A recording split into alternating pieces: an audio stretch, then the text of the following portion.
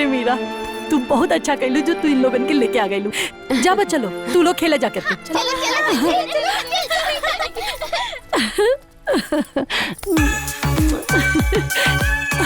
ऐसे ने अमीर लोग मिले ले ना।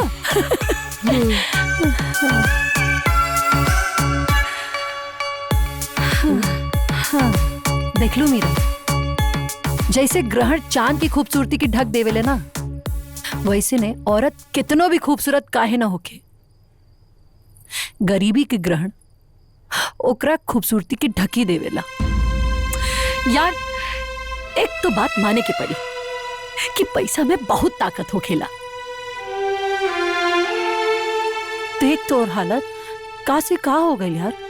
ना सीता, तू गलत देख रहल बाड़ू और गलत सोच रहल बाड़ू। हाँ। खुश हम दोनों जन बानी, फर्क सिर्फ इतना बा कि तू बाहर से खुश बाड़ू और हम भीतर से। एक बात बताई, औरत के खूबसूरती ओकर सिंगार ना सिर्फ पति होला। जकरा आंख में अपन चेहरा देख लेना तो ओकरा के शीशा के जरूरत ना पड़े। खैर तू ये सब छोड़ा, हमके देर हो रहा बा। ओ का बात बना, घर पे बहुत सारा काम बा और ई भी ऑफिस से आवे वाला बाड़े। बिंदु, बच्चन के लेके आवा। अरे मीरा, एक काम करा ना, काल संडे बा, बच्चा लोगन के हमरा साथे छोड़ देना, कुछ वक्त हम हो इन लोगन के साथ बिता ले। माँ, हमनी के जाए दा, हमनी के होमवर्क करे के बा। ठीक बा, तो फिर बिंदु तू रुक जा, बहुत मजा करब हम लोग। नाना बाबूजी, हमार एग्जाम बा और हमरो को एग्जाम के तैयारी करे के बा। ठीक बा, हम चला तानी, रखा ही जा, चला चला घर चला, देर हो गई बा, होमवर्क भी करे के बा।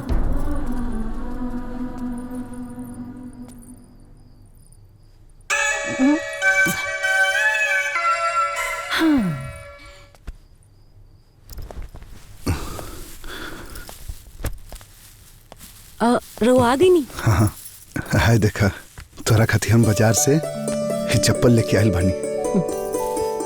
हमरा पता बा तोरा पसंद ना आयल हुई, लेकिन का करी, ब्रांडेड चप्पल न पहने के न पहनावे की हैसियत बा हमार। ऐसा कोनो बात नहीं खेजी। पति अगर अपना पत्नी खातिर सूती साड़ी भी लावेला ना, तब पत्नी खातिर उ रेशमी से कम ना होला। पति अगर प्यार से अपना पत्नी के माथा पर बिंदी भी लगा देना तो चांद सितारा से कम ना होना। और अगर पति अपना पत्नी के हाथ में माटी भी रख देना तो पत्नी ओकरा के सोना समझेली।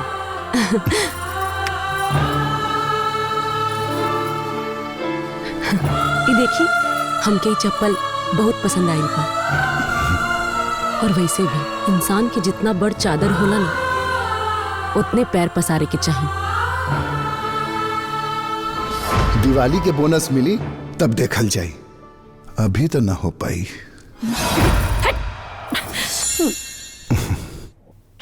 आज हमके पता चलल कि गृहिणी पति के ना, पत्नी के ही काहे कहल जाला। छोड़ी, अब रोआ हाथ मुंह धोली, हम चाय लेके आवा तानी। हाँ ठीक बा।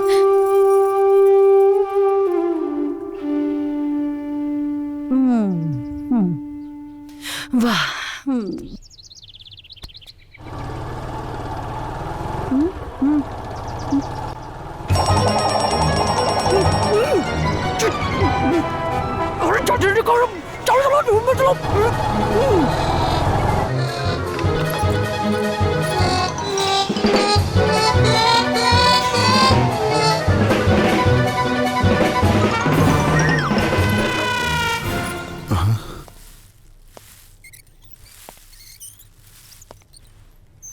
अभी सीता की तबीयत कैसन बा? कंडीशन बहुत सीरियस है सर। वैसे आपकी पत्नी बहुत बहादुर है, दूसरी कोई औरत होती तो अब तक जीने की उम्मीद छोड़ चुकी होती।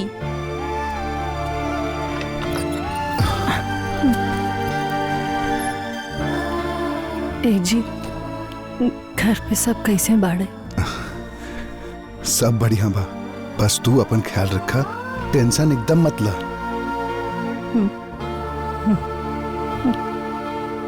अचानक आकर के टेंशन दे देनी और कहता नहीं टेंशन मतलब। अब देखा फिर तू सोचे लगलू।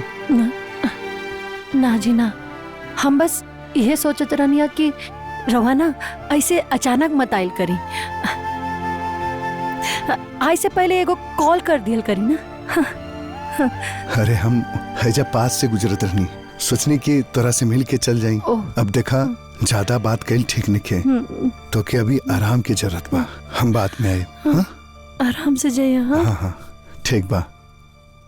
आई फल फ्रूट है लेके आल बानी, हम हैजा रख देता नहीं। हाँ? हाँ अपन ख्याल रखिए। हाँ हाँ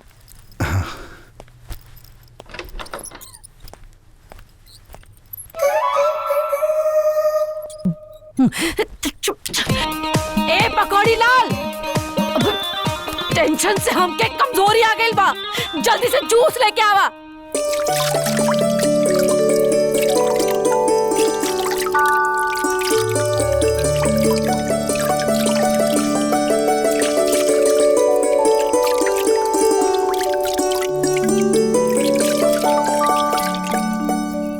नजदीकी रिश्तेदारी का यही फायदा होला कि रिश्तेदारी होत रहेला और लोग आयल जायल करेला।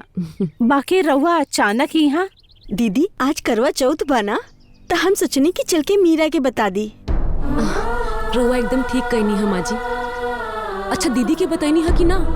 ना, हम सोचनी हा कि दोनों बिटियन के साथ ही बताई। अरे नौका जमाना के लड़की है ये लोग के तीज करवा चौथ कहाँ याद रहेला।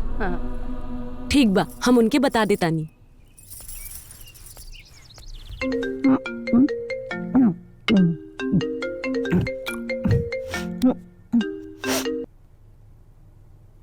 हाँ हेलो।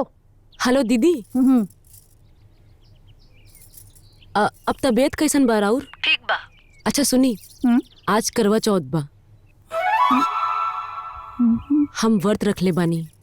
रउआ भी कुछ खाएम पियम ना और व्रत रख ले। हे भगवान, हम तो पहले पेट भर ठूस लेनी, अब बताए ठीक नहीं खे। सुननी ना, कुछ खाए पिए के नहीं खे। हाँ हाँ ठीक बा। अच्छा हम रखा तानी फोन, उ हमार कपार पिराता और आज व्रत बा ना, दवा भी नहीं खिले सकत ना। ठीक बा।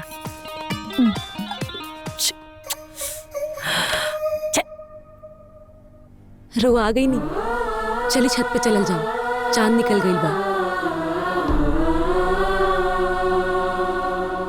सीता भी हर साल हमरा खातिर ऐसे ही करवा चौथ के व्रत रखत रहली। काहे ना वहीजा चल के तू दोनों एक साथ करवा चौथ के व्रत तोड़ा। हाँ रउआ ठीक कहत बानी। हाँ यही बहाने दीदी से मुलाकात भी हो जाई। चली चलल जाओ।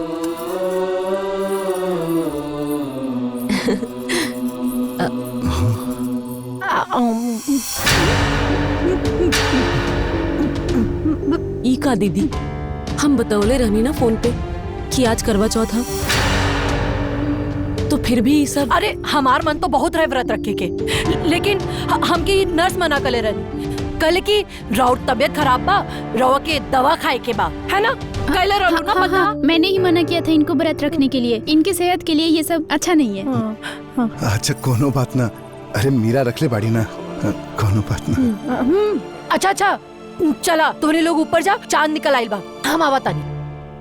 हाँ चल चला। पूरा फिल्म देखे खातिर अभी डाउनलोड करी दंगल प्ले ऐप।